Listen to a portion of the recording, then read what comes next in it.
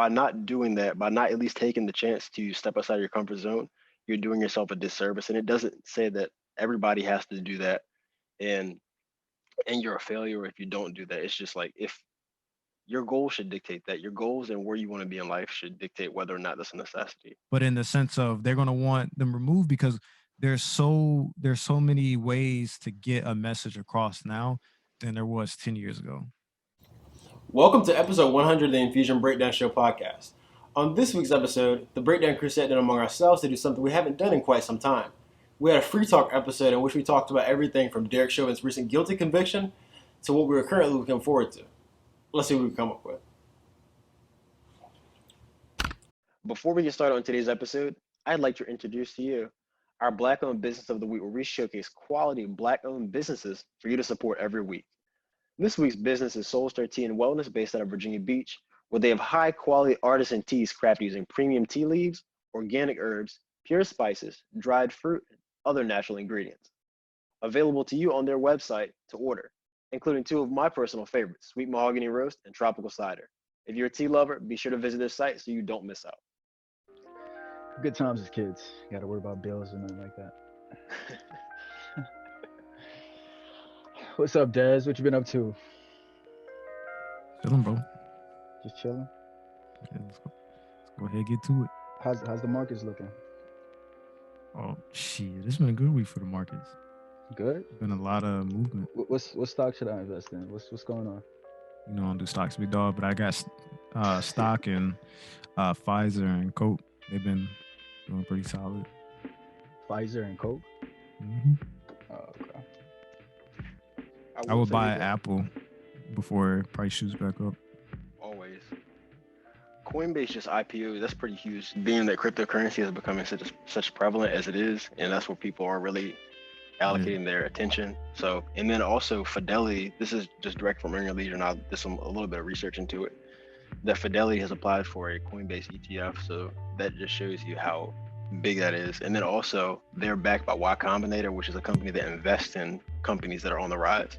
And if you look at their track record, Ian suggested us to do this. So I actually went on Y Combinator's investment portfolio, and I saw that they had previously invested in DoorDash, which you see how well DoorDash is doing if you look at their growth since they IPO'd last year.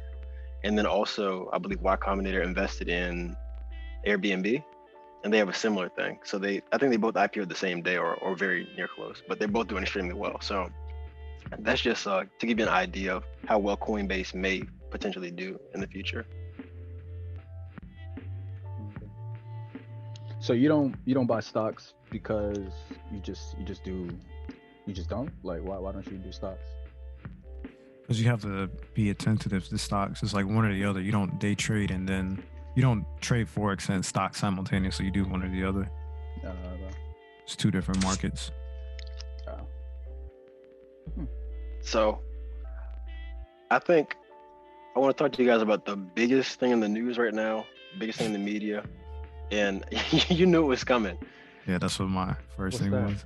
Yeah, Josh. What's the biggest thing in the media we're talking about? I'm not even gonna bullshit you. Are we recording? I was gonna say something stupid. Yeah, we're recording. Okay. I was gonna say something stupid, like you normally would try to pull the wool over my eyes. Yeah, you couldn't think of anything. I was just like, I'm gonna just let it rock. But so with the verdict of the Derek Chauvin murder trial, that was just announced within the past hour and a half, I believe.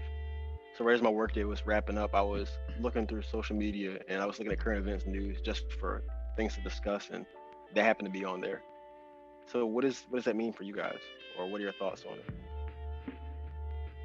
But Josh, I guess you wouldn't have any thoughts because you didn't know about it, right? No, I know about it. I was just playing. You can go first, Dad. Nah, I'm happy for their family. I'm definitely happy that their family got the justice that they deserve. I think I'm not sure if they'll go to sleep feeling better. I hope they will. But I'm more or less concerned about follow-up actions like sympathizers, anything like that. Because I always think that if there would have been a non-guilty verdict, then you would have had protests from people who are angry with that outcome. So I kind of think to myself, like, if there's people that are upset about the non-guilty outcome, and rightfully so, then there also has to be people that are, going to be upset about a guilty outcome. And my biggest concern right now is that, when we were talking a few podcasts ago about mass shooters or things of that nature, when they want that notoriety, this is like the most fertile time for that notoriety, because it's like the first time in a really long time that we've had an act that is this egregious, finally get its due diligence and get a guilty conviction. So it's like the most fertile ground, because when you think about how big the George Floyd incident was, the whole wide world was paying attention to that. So if there's somebody that wants to do harm, eyes are on the U.S. right now. I mean, they'd have the motive because of notoriety in regards to this case, and there's people celebrating. So you'd have the targets, and you'd have the desired outcome of getting, the notoriety. So that's like my biggest concern right now of that what if. But overall, I'm definitely excited that he got his he had his day, because I remember riding in the car with my best friend when George Zimmerman got off. I remember being in going to school or going to class right after the whole Mike Brown incident, like, and Philando Castile and all of that. Like, I remember having those conversations with friends and I guess you could say colleagues or classmates at the time, and just having that and he's going to get off mindset. Like, there's going to be no due process. There's not going to be anybody being charged for their crimes, badge or no badge. And it's like the first time that, like, I think I was anxious for an outcome to see. Because the league, I think 2 or 3 days ago, the league put out a notice to the teams, telling them to be prepared for whatever outcome that comes with this trial. And I remember one of my best friends who's in the Secret Service, like, he posted to his Instagram story. He's like, it's crazy that the league and all of these other major businesses and franchises are already putting out memos to take precaution. And the biggest, I'm not gonna say the biggest, but one of the most coveted agencies in our government isn't really informing their members of it. So I think it's very, very great, but I think it has potential to be very it's a landmark. We'll just say it's a landmark in our history, American history.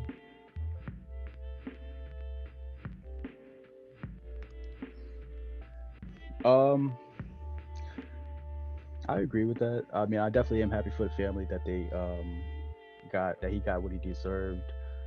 I'm not really concerned about what Desmond is concerned about. I'm not really concerned at all. What really comes to me after hearing the verdict is, okay, I'm definitely happy for it, but we're not done, because this is definitely still happening. Definitely, like Desmond said, there's other people that still got off, like George Zimmerman, Philando Castile's murderer, he got off. So I feel there's definitely still work to be done as far as not only that, and then fixing the system too. So that's really what I come up with. Just, I'm definitely happy for the moment, and it's a good feeling of euphoria, but it's not done yet. We're not done. It's still a long way to go, I'll say. Yeah, I think I'm pretty much in agreement with the both of you. Des, you kind of spoke about sympathizing, and I thought about to the lesser degree of extremes, because anytime you have high profile criminals or individuals in jail, for example, like Charles Manson, there's always people who are writing letters, like fans who indulge in that kind of thing. And so even recently with Kyle Rittenhouse, the guy who shot the two people during the protest recently. I'm familiar. Yeah, he received a letter from a member of the police force here in Norfolk. Yeah. And he was, in the letter was saying that you did nothing wrong, or God bless you, or something on those lines. So what that indicates to me is, it's very clear and apparent, I think I've spoken on this before, is that mindset, those people who have the ideology and ascribe to them, they aren't going anywhere. That's why I think Josh said that it's still work to be done, because just because we have this court case, this court ruling, this verdict that was delivered, it doesn't mean that everything is fine and that Black Lives Matter is no longer needed. Like, we don't need to be paying attention to this. It's just like, okay, this is the first of many small events, and if you look at like the grand scale of history, the first of many that need to play out, and we need to have similar justice delivered in these situations. Sure. Not to minimize the status of what happened though, but just being factual based on time. Did any one of you follow the trial at all closely? No, Not at all. I'm not gonna lie to you. Oh, okay, I was about to ask, did you guys have any opinion on whether he was going to be guilty or not before the verdict actually came out? You know, I started to watch it, and then I realized that, you know, when it comes to the legal profession, like, there's a dark side of it. And I really, you know, felt some type of way about the defense's, you know, argument against George Floyd, and like, you know, the things that they were bringing up in regards to drug usage or whatever. And like, they were pretty much, you know, being debunked by anyone of some type of medical backing or police force. Like, I believe the what is it, police chief came out and said that, you know, the actions that Chauvin did were completely unnecessary, and it was a situation that could have been de-escalated. Like, you essentially have these people who are superiors to Derek Chauvin, and then you also have people like medical examiners coming in and saying, like, if Derek Chauvin would not have had his knee on George Floyd, we would not be here today. Like, you have people coming out saying things like this, like directly correlating the action to the outcome, but yet defense is still coming in and trying to character assassinate George Floyd when it has nothing to do with the case itself. So it's like, when I started to get a glimpse into, and me just, you know, political science pre-law major at ODU, like me getting into that glimpse and knowing exactly what they're trying to do, that's like, you have to go into a deep, dark place to, you know, say those things and come up with those things, like from a legal perspective. And like, it just kind of, for me, taints that, you know, glamorous image of being a lawyer, because there is a dark side when it comes to the legal profession where you have to transform into this, I don't want to say deity, but you have to transform into this demon and put aside all emotion and moral ethics and say these things in an attempt to character assassinate somebody, you know, for, you know, the betterment of your client. Like, truth to be told, he could feel those type of ways about George Floyd, but at the same time, like, within the legal profession, you know the ins and outs, you know what rules need to be followed, not just for, you know, your bar, but also, you know, the for the people that you are representing, you know what police are supposed to do and what they're not supposed to do.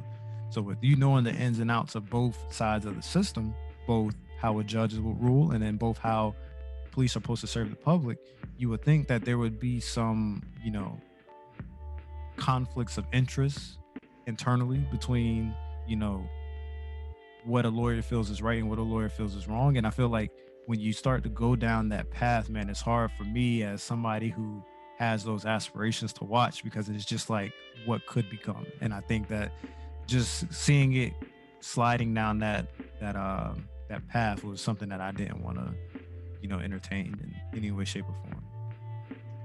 When you were just explaining that, I found it really interesting about the difference between the two sides of the law that you were explaining, and then you still have interest in that, which I thought was, I kind of want to talk a little bit about that too, with the fact that you said maybe the lawyer doesn't exactly believe that the people who are defending Chauvin, but they're doing it because essentially lawyers are bounty hunters, and they understand that if they don't take the case of somebody else will, and then also what can attract somebody to these high profile cases, because okay, it's a hell of a gamble, but if they do win that, they get notoriety, they get more clients. So it's there's definitely motivations behind taking up and defending certain defendants in cases.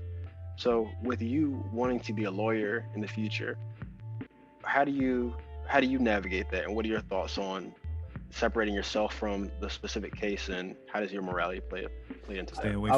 I was going to stay away from criminal law. Hey, look, I'm gonna keep it a buck. Stay away from criminal law, because I remember being in low key that frame of mind, because when we take God, I can't remember the name of the class, but my counselor at ODU was Dr. Brazelton, really brilliant mind, went to University of Alabama, got her Juris Doctor from Vanderbilt. She essentially did like all of our upper level law classes. And I remember I taking the class twice, because the very first time I was just in a very, very dark place and didn't, you know, do any of the work. So the second time I took it, I knew the case that we were having, like the little pre-trial thing, or not pre-trial, but mock trial that we were having. And I remember being on the opposite side. I remember being on the defense, and I remember having to think like, okay, character assassination is the only way you can win this case. And I remember telling one of my, what we would call co-counsel, this is what you have to say. And she didn't say it.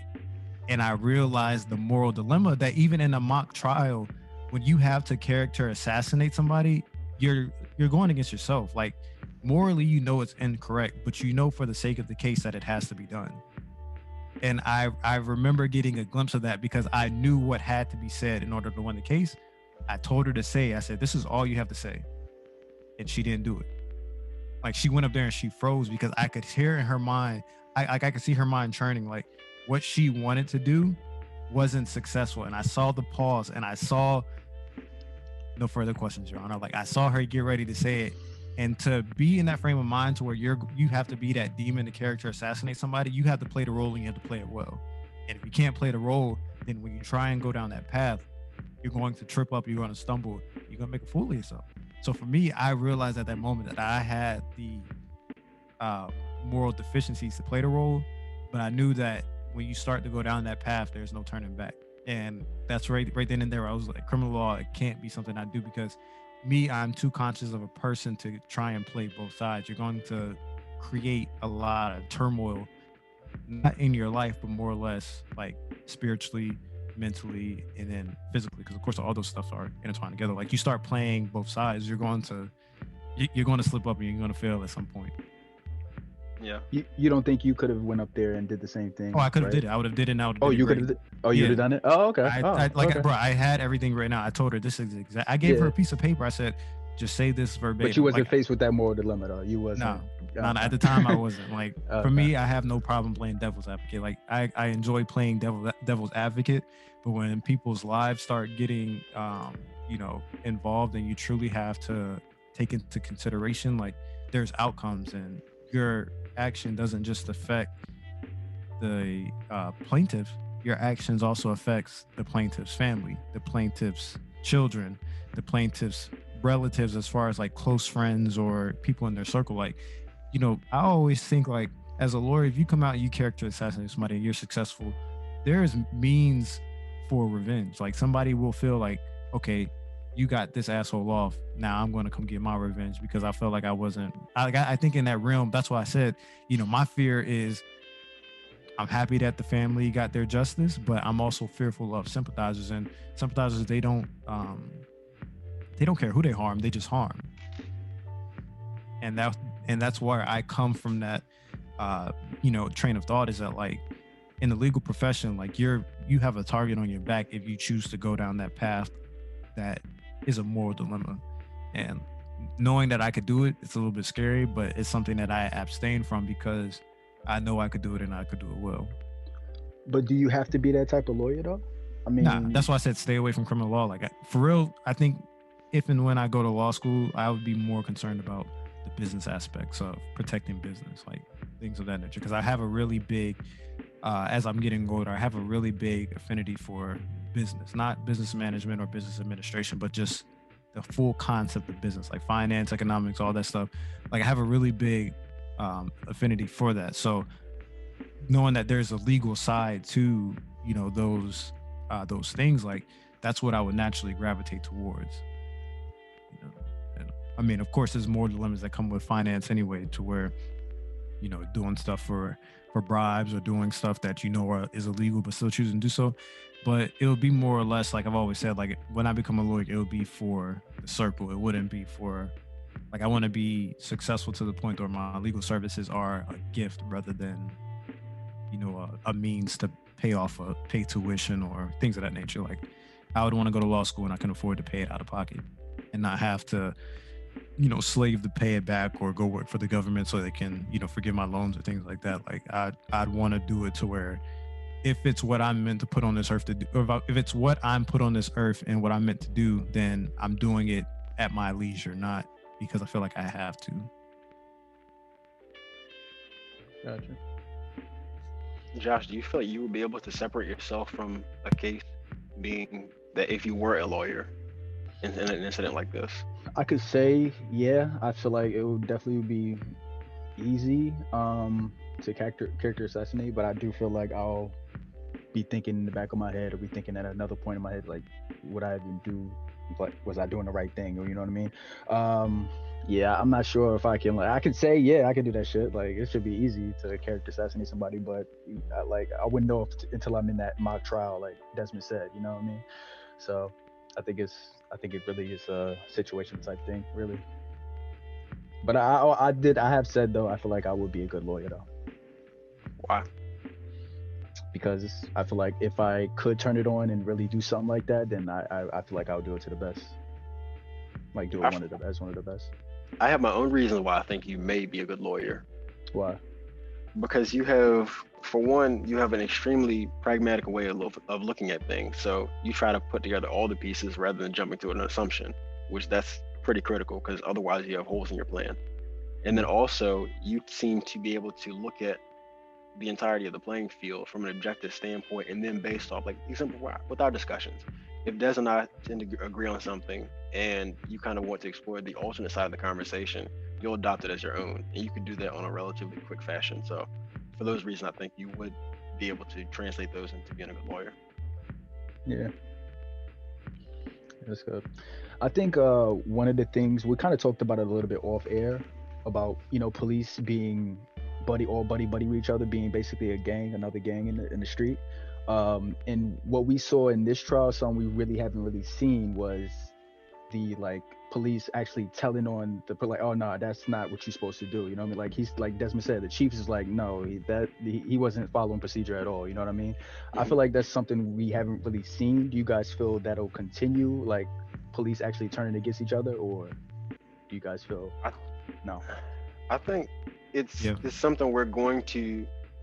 I'm not gonna say police turning each other, but I'm gonna say police doing the right thing, because I have seen videos of officers that are upset about the perception that they have due to their line of work, because you have examples of officers who go out there and bastardize the law and do things and do public executions and just overstep boundaries, and they get a bad rap for it because they're typically held accountable for the actions of not only themselves but other people in their precinct, other people across the board in their occupation. So, you know, they're starting to get fed up of it.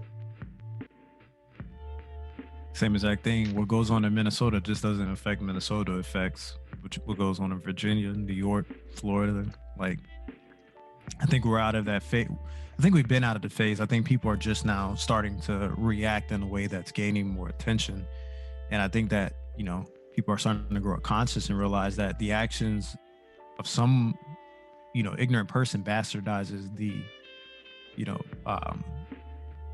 the profession as a whole. Is that because of morality, or is that because of technology? Because we're seeing it a lot more, so maybe the police have no other choice but to turn them in, like, oh, okay, damn, I can't defend you. I can't defend you. Like, yeah, he wasn't doing police well. I mean, but we've had video evidence before, and we've had the opposite verdict. Like what? Like what do you mean? Like which one? That we've had cases where there was video evidence of what happened. Eric Garner is I think the perfect one. That was one that I would think about. Well, I can't say Ahmaud Arbery. Yeah, that was pretty fucked up. Yeah, the case isn't over, but yeah, Eric Garner is probably the best example. I mean, I think you have technology on the Mike Brown situation too, where even though a struggle ensued, like, he was running away, like he was in full retreat, and you still just shot him dead in the middle of the street. It wasn't like he had the gun or had any type of weapon or grabbed anything off of him and took off running as a means to defend himself should another entanglement ensue. Like, Mike Brown was in full retreat, and you just shot him dead and then left his body in the street. Like, you know, I honestly think that, you know, I believe that the cops that feel like the acts are wrong have always had that feeling for it. But I think when you kind of look at how internal affairs work, and how, like, if a cop is maybe outspoken towards the actions of another, then they're blacklisted or blackballed. And I think that there's finally getting to a point to where public's perception is starting to matter more and more and more, because it's gaining not just, clicks on, the internet, but it's getting hours and hours and hours and hours and hours of coverage on worldwide news outlets. CNN isn't just in the United States. CNN has a worldwide outlet. Fox News isn't just Fox United States, Fox News USA. Fox News is an international news outlet. Like, so we have present day US issues when it comes to public and police being broadcasted on the world stage. So I think that when you begin to factor in all this stuff, and I think to answer your question, Josh, like, I think it is more of a technology thing, because now we're seeing now more eyeballs are able to see it, and eyeballs aren't just seeing it once, they're seeing it hours upon hours a day, almost to the point of oversaturation. But it's kind of like a good oversaturation, because there's a quick and more rapid response, like the Dante Wright shooting in Minnesota again. Like, that happened and people knew within hours or days. Like, so whereas before, this shooting happens and you hear about it a week, 2 months, however much longer later. Like, I believe it's a double-sided thing, to where, like, as more viewers and more eyeballs are getting or gaining wind, or whatever, how you going to say it, to atrocities within police force and the public, people that are internal, they're like, okay, I don't want to go out and be a target for somebody. I don't want to be a revenge killing for somebody. I don't want to do a traffic stop and feel like I have to have my hand on my holster the entire time, because somebody may be looking to take me out, or somebody may be looking to get me before I have to get them. Like, I think it's starting to get to that point where they're starting to realize that as the public grows more and more outraged, and the rift between public and police starts to grow wider, then people who truly enjoy being a cop become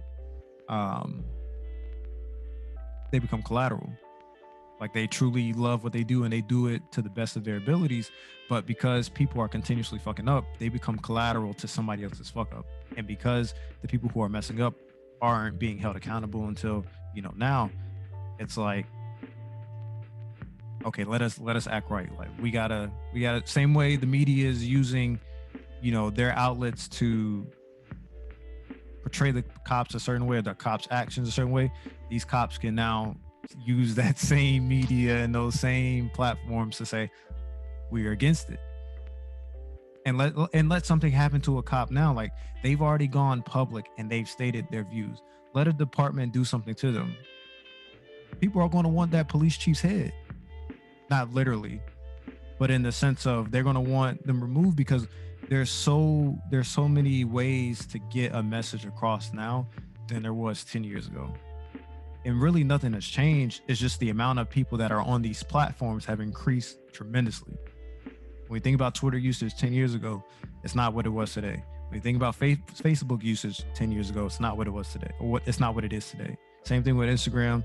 If you look at TikTok has blown up, to pretty much, I guess you could say, walk Instagram. I'm not too sure about numbers, so don't quote me on it, but like it rivals Instagram, like, in a matter of a couple of years. Like, Instagram has been building this platform for 10 years, or how many ever years, and TikTok has just came up out of nowhere, and it provides a message, within 15 to 30 seconds.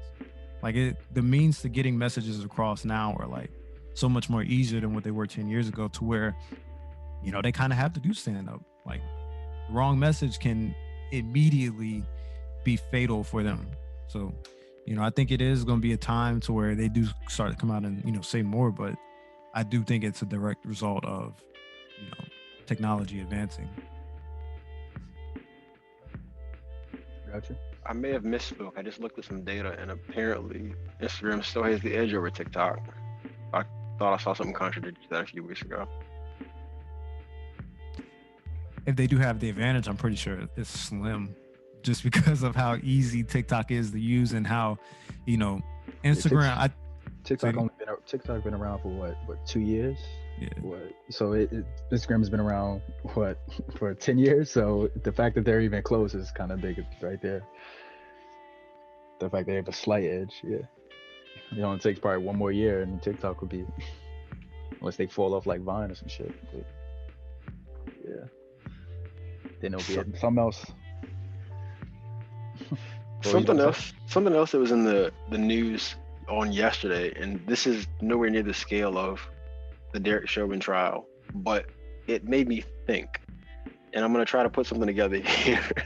So Josh, on last week's episode, you kind of spoke about the pros and cons of healthcare efficiency, like healing versus treating things, and the money that's to be gained from that, and then like there being cures for certain things like cancer and AIDS. You recall that? Mm-hmm. And so on yesterday, Walter Mondale died. Does that name ring a bell to either of you?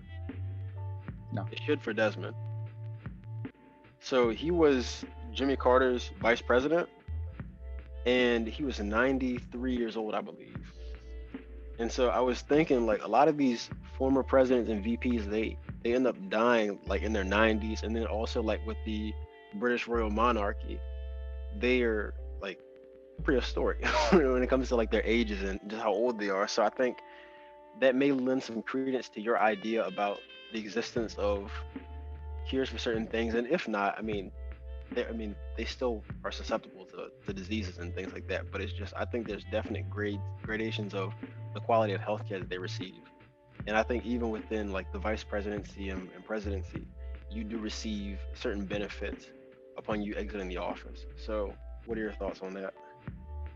About the quality differential between the healthcare that normal citizens receive, and then also people like that, world leaders, and then also, do you even think that's a thing? Do you think that they live to be in the 90s because of that? Well, yeah. No, what you about to say? Just to answer the structure part of it, like you got to remember, Trump. Every president has their own personal doctor. Mm-hmm. So you kind of have to think, like, if somebody's analyzing you, weekly, daily, monthly, or whatever, that's way more frequent than you and I or anyone else would go see their 6 months primary care physician. So like once a year, yeah. Like they have somebody that is getting, cutting edge technology when it comes to the medical field, and they're getting daily, weekly, monthly checkups. So I think they're primed to visit or live into, their 90s, and, if they hit triple digits, so be it, simply because they have that mandatory attention, because they're such, they have such high value to, the American structure, if you want to put it that way. Like, think about it. What's his name? Biden reached out to Bush, consulted Bush for something, within the past 2 weeks. So we kind of have for pulling the troops out of Afghanistan. So you have to remember that, like, even though our presidents are out of office, like they leave office, sitting presidents still reach out to them to get some type of advice or counsel, exactly, on issues that they did when they were in office. So I think that for the most part, presidents, I think they keep their detail, and I'm pretty sure that would include some form of, a doctor as well as they leave office. And it's not a surprise. Like, I'm not going to say it's unfortunate as well, because some of the presidents have done really great, even though we have this quote unquote figurehead-esque look towards them. I think some of them, I'm not going to say they've earned their right to have, unlimited access to Medicare or whatever. But I think that, it's a perk that has came with their position. Yeah, I agree, definitely. I think the other thing too, they can, aside from always being looked at by the doctor, because what Desmond's saying is definitely right. They see the doctor way more than we see our doctor, more than likely. I don't know how often you see your doctor, Brian, but yeah, you said what? I overlooked that fact. I didn't even think about that. Yeah, definitely. And I also think, like, they can eat better too, because they have the money to know what they eat, and plus they get the proper advice from the doctor to eat. So plus, like, I don't want to say poorer people, but lower income people eat worse than like richer people, you know what I mean? So I just feel that's definitely a part of it too. And like Desmond said, the doctor thing is definitely a big thing, because they definitely see a doctor way more, and they probably give them way more advice too on what to do. They probably, because I feel like most doctors don't tell the average citizen what to eat, where probably a rich person, they'll probably tell them, oh, you need to start eating this if you want to live longer, you know what I mean? So I feel there's definitely benefits. Yeah, definitely. Then it comes down to like listening to the doctor, and how much of that is actually because they did, and I don't know. But I mean, You know, rich person is more you do like raise very gonna, valid points. yeah, rich person is more than like gonna listen to the doctor because they want to live longer so they can be richer longer. You think poor people just want to die? So I Why are want they killing I themselves? don't think it's really about that. I think it's really more about poor people who don't have the time or really the accessibility. I yeah, think the word you're accessibility. looking Yeah, for Accessibility, I is will agree. accessibility. Yeah, accessibility. Yeah. So I think that's really it. Like, yeah, I don't think it's necessarily like, fuck. Yeah, like it didn't have accessibility. And Like, gentrification definitely doesn't help because where these health shops are popping up are no longer black populated. Like even though it's popping up, I know like you have Townsend and Cold Press. Like there's one in Ghent, maybe like a few blocks away from ODU. But as more and more white people are coming into urban Norfolk, black people aren't gonna have access to that, and nor do they have the funds to I think to eat healthy, you're talking about a minimum of $10 spent on a meal that may keep you full for about 3 or 4 hours. Whereas if you eat Chick-fil-A for $7 and some change, like you're gonna be full for quite some time. Like I challenge that theory. Well, then again, I mean it's the education as well. But I'll actually, I want to see it. Like I'm not gonna lie, I have access to pretty much every food available as far as on the higher end, that as far as Wegmans, Whole Foods, or if you want to go down to Popeyes and Chick-fil-A. So I have, I'm not gonna say access, I have knowledge of, a variety of foods that are available.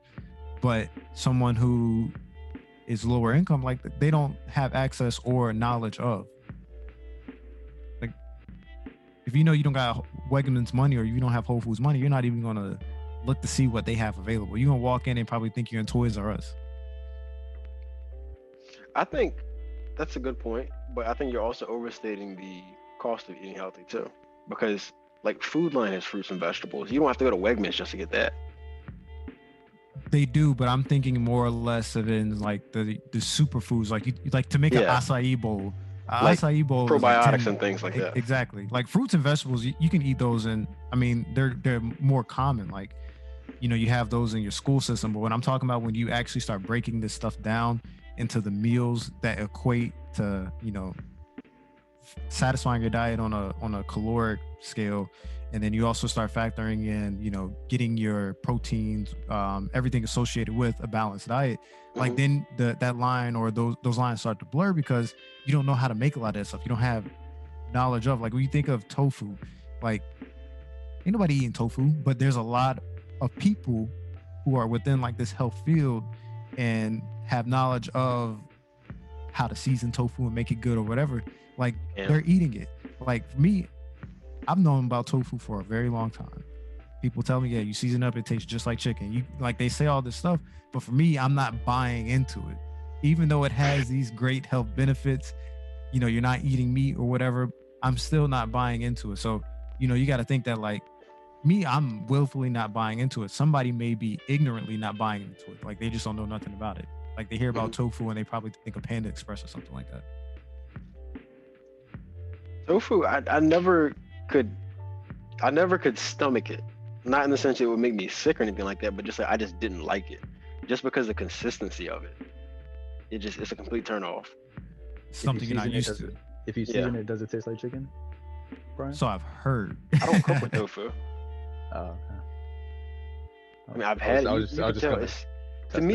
To me, I felt like when I had it, it was more so a texture than a taste, because it was inside the dish that it was cooked in, and you would eat a mouthful of it, and you could just feel the texture of like the cube of tofu.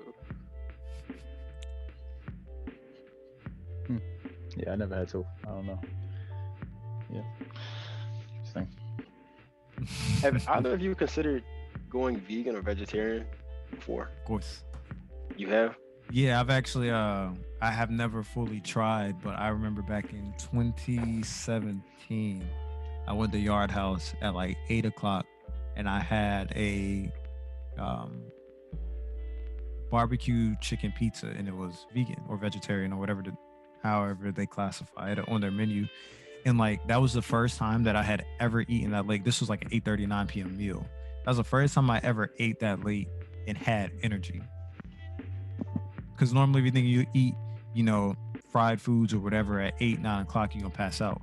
Like I had this barbecue chicken pizza, this vegan or vegetarian barbecue chicken pizza, and I had energy to carry me into the AM. And like I was just like, man, is this what it's always like? And Lucas's mom was like, yeah, like, why do you think I'm going vegan? Like, you have nonstop energy. Like when you eat, you don't feel drained after you eat. Like when you eat, you feel refreshed, fueled to get more done with your day. Whereas if you're eating like an unhealthy diet or whatever, then you have what feels like fatigue. You have what feels like fatigue from your body trying to break all that stuff down. And I'm like, okay, it makes more sense. Like I was truly interested in it, but it's a study and it's something that I didn't put as a priority to become knowledgeable on. Like I'm definitely aware of all the damage that, you know, eggs, milk, red meat, all that does to your body, and you know how long it takes your body to sometimes process and break down some of these foods. Like I'm definitely knowledgeable of it, but I think the accountability aspect just allows me to come out and say like it's not a priority for me to become well versed on what a vegan diet consists of. Maybe someday. Josh, I think having a kid makes it a lot harder. For sure. I've thought about it definitely. I don't honestly right now. I don't even eat that much meat to begin with, to be honest with you. So I'm like, if you say a half vegetarian, I'm probably that, but I don't eat that much meat at all, to be honest with you. And I was never a huge meat eater, to be honest with you. I was never huge on fried chicken. I was never huge on like chicken in general, to be honest with you. Like I just liked it, but I was never huge on it. Like I never ate steak. Like I'll eat sausage, like pork sausage. That's like the worst thing I'll eat, but I would never eat like. You would eat pork sausage, but you wouldn't eat chicken. That's bizarre to me. No. I said I would eat chicken. I just said I'm not a huge chicken eater. That's what I'm saying. Gotcha. Like I don't eat it that much. You know what I mean? But yeah, I definitely eat it. But yeah, I just like I don't eat chicken all that much. So I'm like half vegetarian too. But I have thought about giving up like dairy lately too. The only thing too, like I put milk in my coffee like in the morning, so I don't like.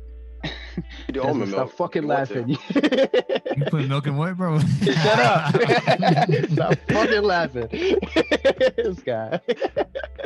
But yeah, I do that. So like, but you said I could do what, Brian? You could do almond milk. I don't like almond. Like I don't like almond milk. Soy milk. Is that good? I mean, yeah. There's a variety of milks for you to try. Yeah. Man. Yeah. I prefer almond milk myself. Yeah, you have like soy milk, almond milk, oat milk. There's a bunch of milks, and like there's a different variety of each milk, like variety as far as like flavors. Yeah. So, like, if you can think about almond milk, then you can think like, okay, there's 3 to 4 different types of almond milk. Think about soy milk. There's 3 to 4 different types of soy milk, and the list goes on. Okay. Let's try it out. Okay. What's the milk that lactose intolerant? Is that soy milk? What is that type of milk? Nah, lactose intolerant people could drink anything except for like dairy milk. So almond milk or oat milk or almond. Okay, so almond milk or soy milk. They could drink any of those. Okay. But almond milk is not considered dairy though. None of that is. Okay. Only thing that's dairy is dairy comes from animals. Yeah. Yeah. Okay. Gotcha.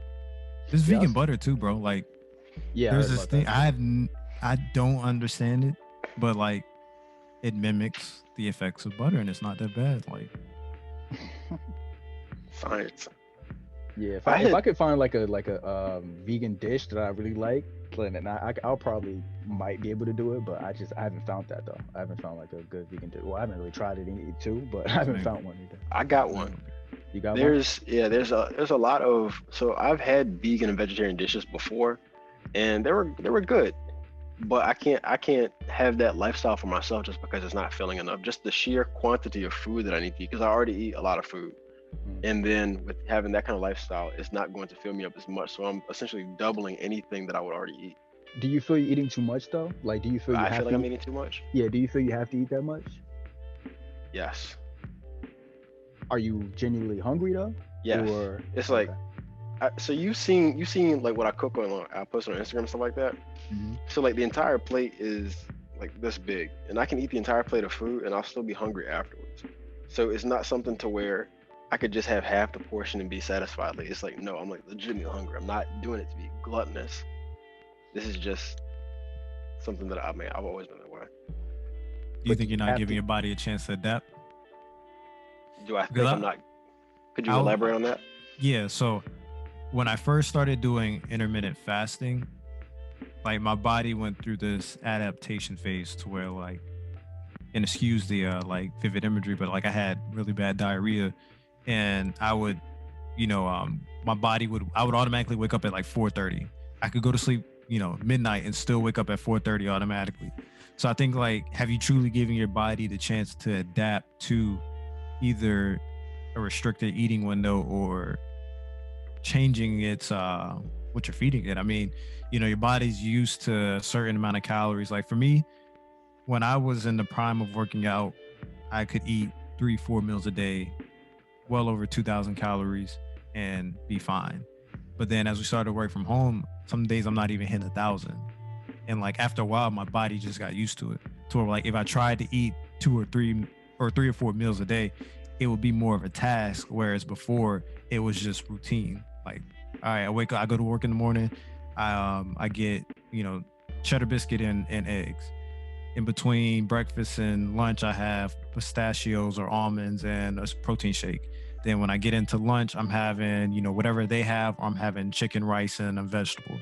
And then in between lunch and dinner or the end of my day, I'm having, another almond snack, or I'm having yogurt or something like that. And then I go home and eat. And like, so my body was really accustomed to that schedule until COVID hit. Right. And there's a little bit of adjustment period because I'm not eating as much. Like I was probably ordering, a lot more Chick-fil-A or things like that. But it just got to a point to where like, I don't have a desire to eat 2,000 calories. Like my body has adjusted. So I'd have to go through a readjustment period that would be very, very difficult to start eating more. So I'm pretty sure your body would go through that same adjustment period as if you were to start eating less. I just think that, mentally that's just like a big thing to grasp, because like your body and your brain functions off of, what you feed it. And if you're at a high, I'm not gonna say high capacity job, but if you're at a job that requires a great amount of focus, then, sometimes you're not willing to sacrifice that time it takes for your body to adjust. I definitely could see what you're saying. It's just like your body's used to accommodating a certain amount of calories, so it becomes routine. You train yourself to expect that, and so if you don't have it, then you feel dissatisfied, which I feel like that could be true. But also, it's not decreasing my caloric intake is not a concern of mine currently because I'm not overweight. So I mean, if that does become a problem, then yeah, for sure, please do let me know. Like I expect you guys. We're supposed to be boys. Like if you see me starting to look out of shape, please do let me know. Nah, what you call yourself yesterday on Instagram, man? Big body. This morning, big body. He said he on the way, man. I was like, no, this man did not. He on the way.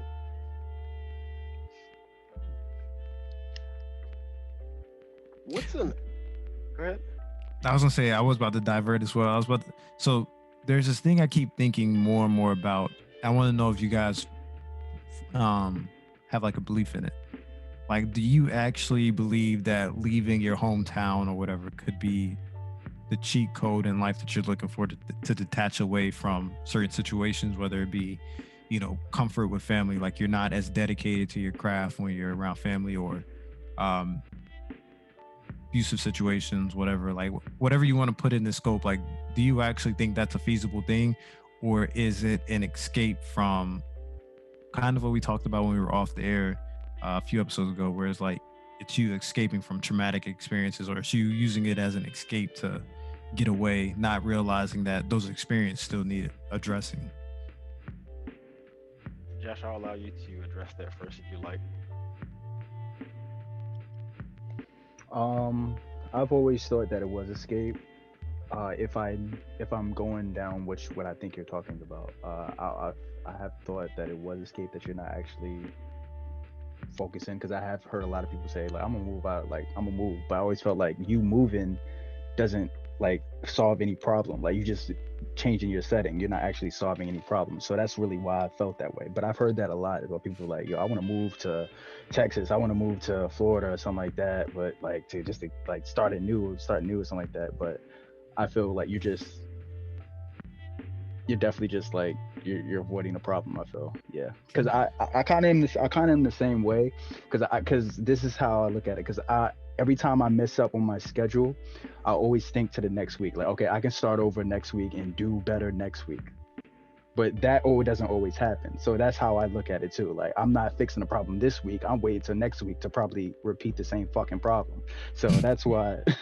That's really how I look at it. So yeah, that's why I feel it's like just the same thing. But I've heard that a lot though. Yeah, people want to go.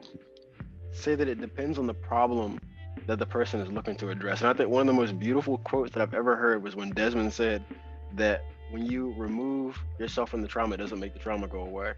And it was just very, very insightful, very eye-opening, because that's the approach that a lot of people take, is by removing yourself from the immediate situation, like with a fire, for example. If you burn yourself and you remove your hand from the flame, your hand still has to burn. You still have to let that heal and address that. Otherwise, you have a wound that could possibly fester or get infected. So the same thing applies to like situations that we experience in life. And I think that's something that a lot of people, they're ignorant of. They think of a short-term fix by removing your hand. It's like everything's fine, which it isn't. But I would say from a personal standpoint, I actually did that. I left my home area, I guess, to go to university. So I'm from a small town from 2 hours north of Norfolk, and came out here, and then I've been living on my own. And I feel like this has afforded me opportunities that I would not have had otherwise. And in my example, it was more so out of necessity of opportunity, just because of the field that I was interested in. So working in the tech space, there are far more opportunities here than in a rural town with a population of 2,000 people, with cornfields, and like, no knock to them. I love the place. I love to go visit. I have family there. I grew up there. That's where I'm from. But just for what I wanted out of life, it would be more difficult for me to attain that had I stayed there. And I feel like that your environment, to the degree you can control it, your environment should facilitate your growth and development. So once I feel like I've outgrown Norfolk as well, I may have to transition somewhere else. And I feel like that may be approaching within the next few years. But I feel like if I have ambitious goals, desires, dreams, and things I want to achieve, then I should be moving in accordance with that. So like I said, when I came to university here, there were people like, for example, if I would have stayed in Warsaw, I would have never met Josh, and through extension, I would have never met Des. We would never had the podcast. I may have never had a podcast, period, that I was part of.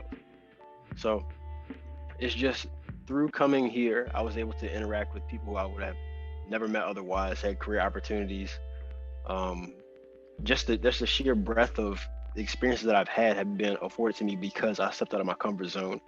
And even back when I was younger, when I was doing college tours and I was part of the pre-college program Upward Bound, I had visited several universities, and I think I visited like 40 something schools before I picked one. And it was a routine thing where like every summer they would take us for a week to go stay somewhere else in a different state and do college tours. And it was just like, by me broadening my horizons, experiencing different places in the world, traveling, it really opened my mind to what else is out there. So it really encouraged and fostered that desire for more, because I wasn't satisfied with what I had. I wasn't satisfied with my current status or where I was in life. And I think that is something, by not doing that, by not at least taking the chance to step outside your comfort zone, you're doing yourself a disservice. And it doesn't say that everybody has to do that and you're a failure if you don't do that. It's just like, if your goals should dictate that. Your goals and where you want to be in life should dictate whether or not that's a necessity. Because like for me, being able to travel to New York, Georgia, Florida, like even though it's just this place on the East Coast, that's a lot of experiences that other people may not have. And just by me going those places, I've interacted with people that I would have never had the chance to otherwise. And they've teach me things. I've had the opportunity to have conversations with them and see things, experience things that I think that's invaluable, just from a personal standpoint. Yeah, I'm really glad that you answered it that way, because that's the way that I was gearing towards. I definitely appreciate Josh's perspective, because that's the perspective I have when I see people who are stagnant. Mm-hmm. Like, I see that's like their way of almost copping a plea. Like, you are so disillusioned that you think that going to a place that is, maybe rightfully so, economically more stable and, has more economic opportunity, that you're going to go there and be successful. But what I've seen more times than not is that people go there and they get lost in the fast-paced life that comes with those places. And like for me, my not necessarily dream is, but my reality of where I feel life is going to eventually pull me is to the Pacific Northwest. Why? Because of logical reasons. Like as I become more successful at day trading, being on the East Coast is almost like the worst place to be, because markets open up in Europe at 3 a.m. Whereas if I'm on the West Coast, instead of me having to have this, very rigid and routine schedules where I have to be in bed by 9 o'clock so I could be up at 3 a.m. or whatever, 3 a.m. on the West Coast is 12. That way I can still keep some normalcy to what my current routine is, where if I want to stay up late, then I can. So I feel like just personality, economic reasons, and then just my love for, terrain. Like I'm a big fan of mountains. Like when I lived in Japan, I had this big fascination with Mount Fuji, and like any day it was visible from the base, I wanted to see it. I remember when I was on the basketball team my sophomore year, we went to Camp Fuji, which is like a Marine base. And I remember every morning wanting to go look out the window and see how visible, the mountain was that day. So I know just for a fact that like, I'm not connected to, 200-300 story or however many stories a skyscraper is in New York. I'm not connected to pearly white beaches in Miami or, a beautiful mix of northern and southern, life in Atlanta or Charlotte. Like I, as a person, am attracted to beautiful scenery, nature, whatever you want to call it. So with me knowing that stuff, like I'm not attracted to California because of beautiful weather or whatever. I'm attracted to Pacific Northwest because I know that I have an affinity for rain. I have an affinity for, beautiful terrain, and, Pacific Northwest has some of the tallest peaks, in North America. And then on top of that, it will satisfy my economic reasons as well. So I'm not going to, Pacific Northwest to look for work. I'm going to Pacific Northwest because it better fits my work schedule. So that would be the reason that I want to go, regardless of if you factor in, cost of living or whatever, because, a lot of, I'm not gonna say a lot of tech companies, but a lot of companies are closer to that Pacific Northwest. Like, you gotta think about, how a lot of, like how close Silicon Valley is to that area. You also have to think about, Starbucks is headquartered there. I think Amazon might also be, main based out of there as well. So like it is expensive to live there, but for me, like with the rate or the route that I'm going, I feel like I would have the most fruitful life there. I love Virginia. I've spent, every year of my life outside of the 3 years I lived in Japan and the, year and a half that I was, born in Georgia. But, for what I want out of life and what, I know my interests are in, I think that naturally with time, I will have to afford myself the opportunity to go where I feel like I am, wanting. Who's to say that Seattle might not be that place? Like it could just be like a fantasy, but nevertheless, like I know at some point, like you said, I'm going to outgrow Norfolk. I'm going to outgrow just Virginia in general and want to move. Like I love DC, but DC isn't for me. I would love to say that though. Like I actually had caught myself when I went to Richmond, back in October. Like I caught myself just looking, like being amazed that like, what I would only have seen in Japan was like kind of visible in Richmond, to where like, you have houses built leveled up like on top of like hills, or if you want to say like those are little mountains or whatever. Like this is the first time I've seen that since I lived in Japan. Like for me, that was normal. Like just seeing, houses built on top of hills, or like like kind of like as you go in the slopes in and out of like as the elevation changes. No, not like a valley, but how like elevation will change. Like if you're going from sea level to maybe a few 100 or 1,000 feet above, you have those little, I guess you want to call them valleys, or your inclines and declines within the terrain. Like you begin to see how things are built at different levels. Like that was something that I had only saw in Japan. Like in Norfolk or just the coastal plains area, like you don't see that. Yeah, I'm actually glad you had brought that last point up. You said that it might not work for you. It might not be where exactly you want to settle at, or where you want to stay for life. Because that's another thing. It's like a lot of people are afraid of failing, and it's when you're kind of like in our age bracket, and you have time on your side for the most part. If it doesn't work out, you can still move somewhere else, or I mean, it's not something like a permanent commitment. It's like you're even though you have a plan, you're just as much as the rest of us trying to figure it out as you go and refining your approach.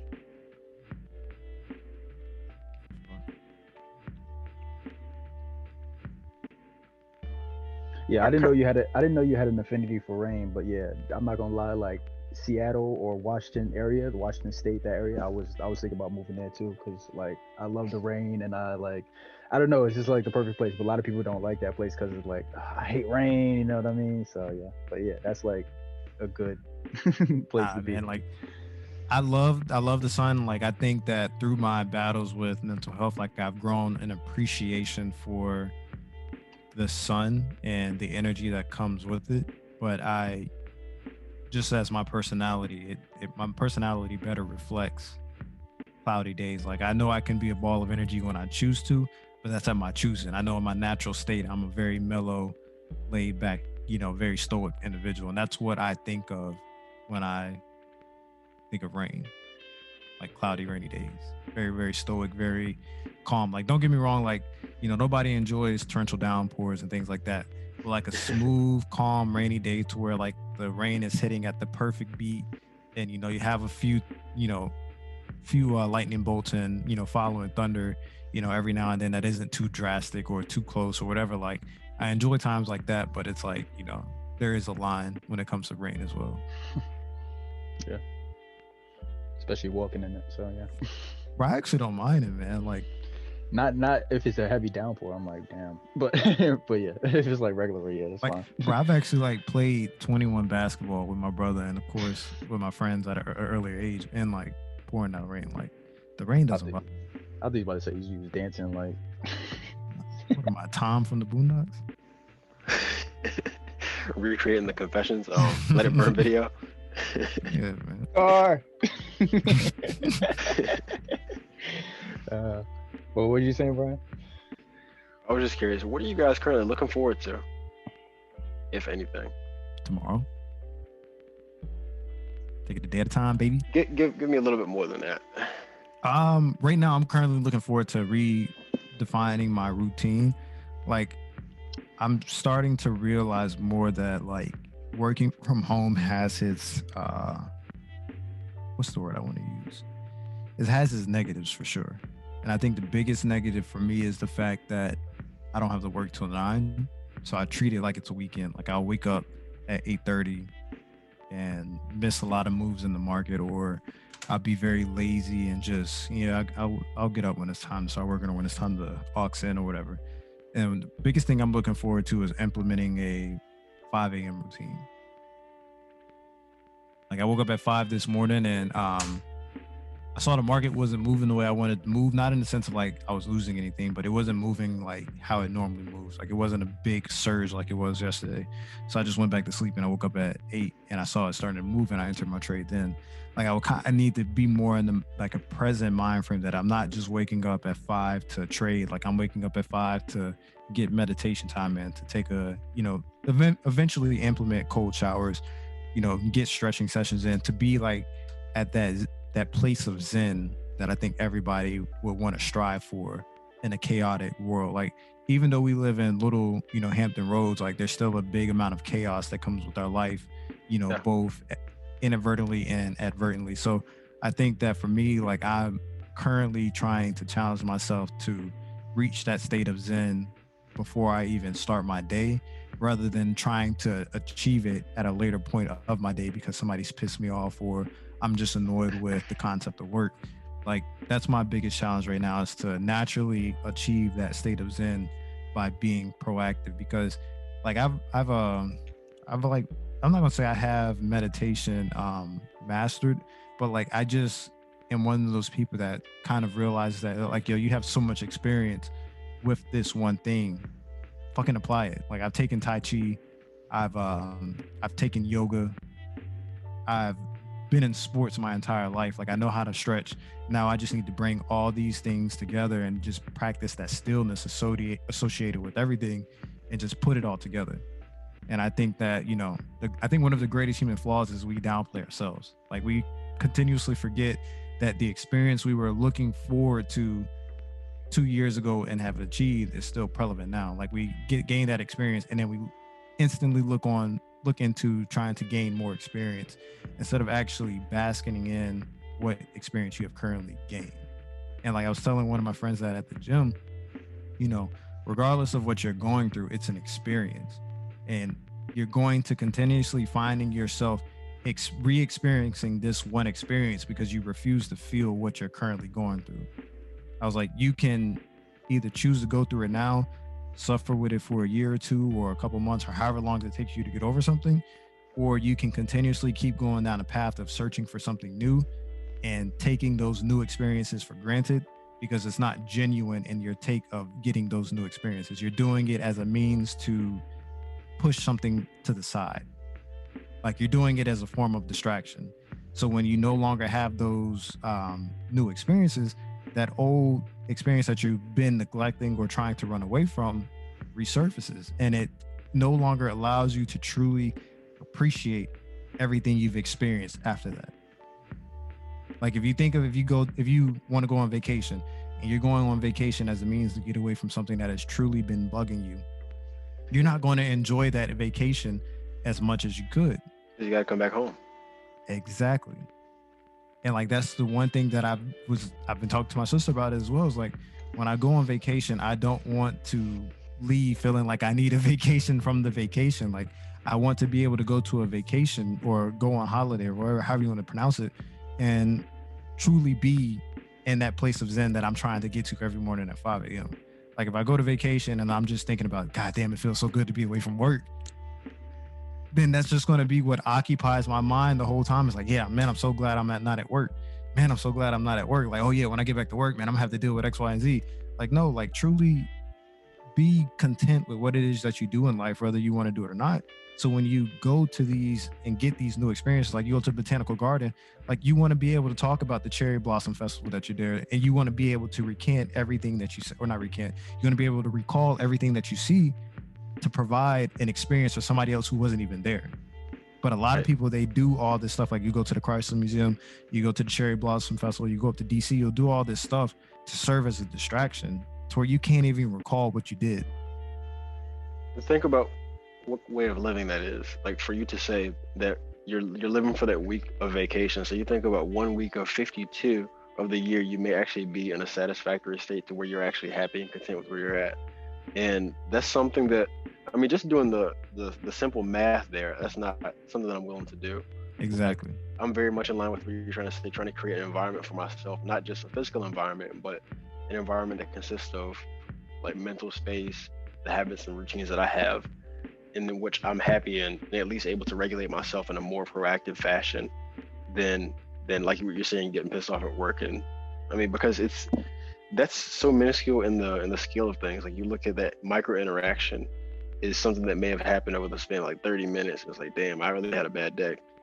So that 30 minutes, well, I mean, that's 30 minutes out of what, 24 hours? So it's kind of like 23 and a half. Yeah. Well, no, yeah, 23 and a half. but 23. Yeah. I get you. We're on the same page. But I think it's really easy for us to overstate things like in their degree of importance and allow it to dictate our internal mood and I guess just our trajectory and everything. Like we will really let one thing disrupt our entire week, and then we end up in a reactionary state trying to backpedal and trying to get ourselves back to a place where we're okay, or at least that baseline, and then you start it over again, as opposed to like I don't feel like that's really living. You're kind of like a piece of plankton in the ocean, just floating around, getting the hell beat out of you by the waves. Management came back and said logistically that just doesn't make sense, so we're not going to do it anymore. Josh, what are you looking forward to, man?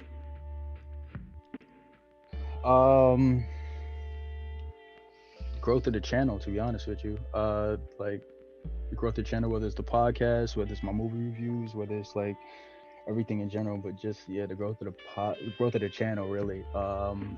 To be like, I haven't said this to you guys, but I've been thinking about this for a while. I've been thinking about quitting my job, like to do this shit like full time and everything like that. And it's not nothing immediate or anything, but I just thought about it, and I sometimes become really hype about it, and I sometimes feel like I'm a little bit scared, which I guess is a little justifiable. But yeah, I have thought about that, and I just thought about like going into it full time, like releasing video after video, because like really the space and the time I release videos, it's not consistent. So it's switched to the point that we don't bring in like the amount of subscribers I want each time, whatever. So because the more videos you put on YouTube, the more notoriety you get, or more it's seen, you know what I mean? So Right. it's kind of obvious, but yeah. So it's really about that, because I would have more time to actually do it. But that's really what I've been thinking about, just really the growth of the channel, just getting over the hump and going to the next level, whether it's with the podcast or whether it's with movie reviews and everything. So yeah, that. And I guess really for myself, I guess you could say, we're like finally being consistent, but that's not really something to look forward to. That's something to actually fucking do. So like just actually being consistent, because I haven't been to the gym in like 2 weeks because I've just been doing other shit. Because like, so just being fucking consistent. I'm always catching up on some work I have to do. It's always something. I feel it's always something to worry about. That's a very reactionary way of looking at it. I guess. No, I think that's dope though. I think that's a hell of a goal for you to achieve, and I mean, I don't think for a second that you wouldn't be able to get there.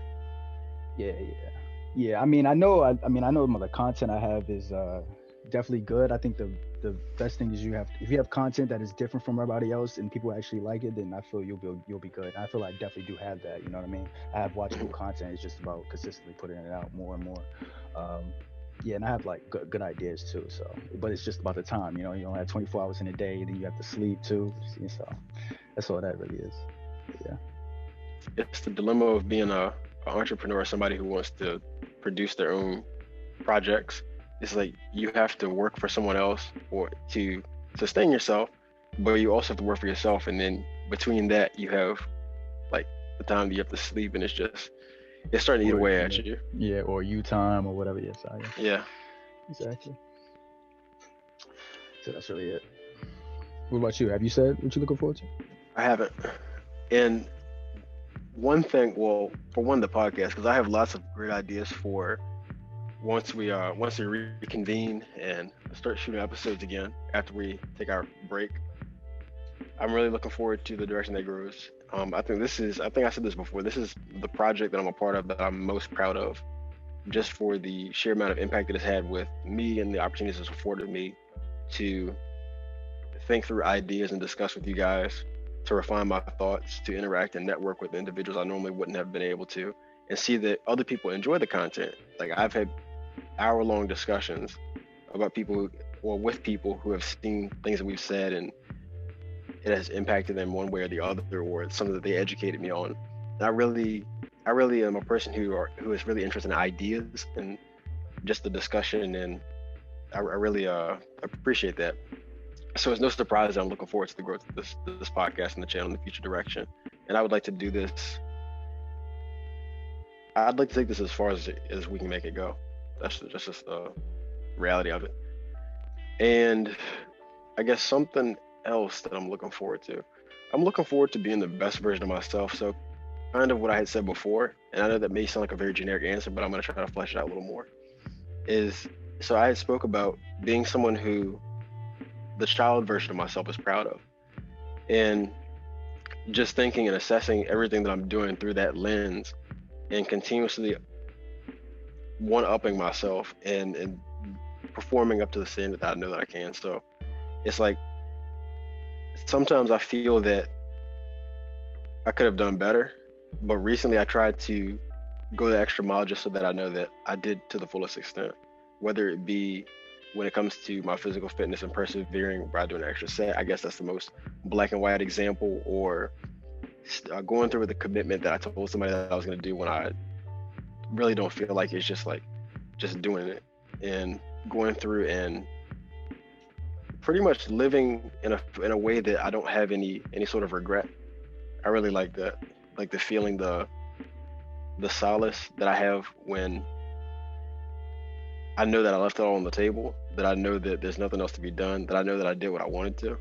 I really enjoy that. And so I guess making decisions based more so out of passion and what I want to do than fear. And like this is a really exciting time in my life right now. I'm looking for a house. Like I've been looking since November, and I came close to actually getting one. So that's a really exciting time. I'm looking forward to that, and being able to have like a garden in the backyard, for example. Like that's pretty much the hold up. So like with Feel the Love for it, like I can't do but so much with my balcony and the indoor setup. So I would love to eventually transition and do that again, but I want to do it at a larger scale. I'm not done with it. I have a multitude of projects that I have on the deck to come into fruition and share with everyone. So that's kind of what I'm looking forward to. I guess a brief glimpse into that. Oh, okay. Sounds good. I like it. I kind of figured you were looking for a house because since you said the balcony didn't work, so. Yeah. Yeah. Anything else you ever you guys have for the 100th episode? It's a huge milestone, man. Yeah, definitely. That's I've been getting comments. Like getting I over was the talking hump, to some so. friends. Yeah. Uh-huh. I was talking to some of my friends earlier the past few weeks, and they always ask me about the podcast. And they said, "How many episodes are you guys at?" I said, "Well, we're doing 100. This coming up soon." I said, "I thought you guys were like 1,000 because you always put up videos." It's just like it's not that much. We've only been doing this since 2018, and then we have breaks in between. So yeah, and it's only 52 weeks in a year, so you can only put up 52 in a year. So yeah, and we have breaks. Yeah, so. But I understand, like they're not in the operation like we are, and some people may not know that we do. It just feels like it. Yeah, it just feels like, and it's actually good that it feels like that because it seems like we're doing a lot. So I think it's good. If they feel like, oh dang, you guys still put on episodes. Jeez, you guys like Simpsons. it's not like, hey, what's that one thing you did this one time? yeah, exactly. So yeah, so that's good though. But if you guys don't have anything else, we can shift to the something of the week that Desmond, I'm sure, has. This, over the course of these episodes, it become more and more vague. At first, it was album of the week, then it was book of the week. That's why I started saying song of the week, because he would put it like a song, he would put a book, he would playlist. Josh, you had me a week. This one time you said paper of the week or something like that. So yeah. No, I think it's gonna be a little bit vague as the future.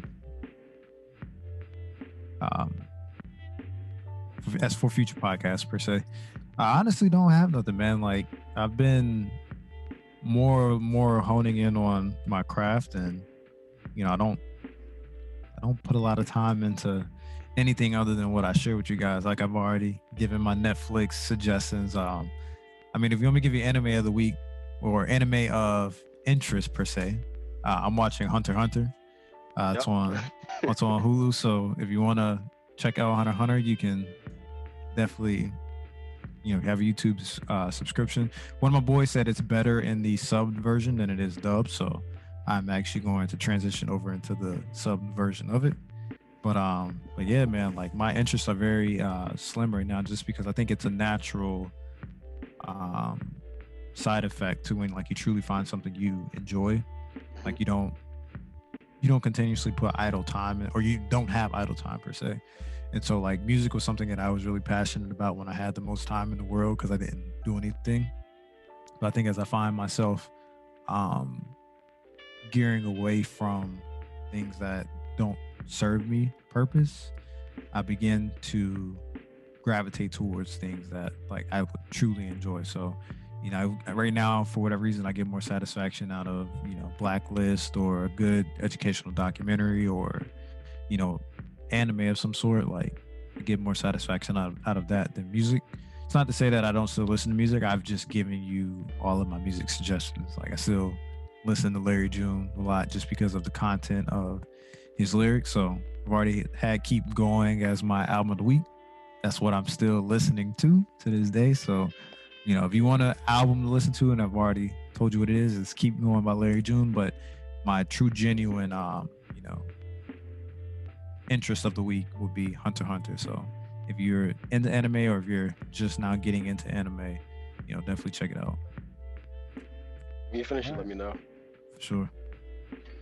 All right. Be sure to check it out. But if you guys like the discussion, don't forget to hit the like button. Until next time. But while you're here, be sure to check out other great content from the Breakdown crew, including previous episodes of the podcast, Joshua versus Movies, Joshua versus Music, and of course, haven't forgotten about my plant lovers, Feel the Love. Just check out this begonia.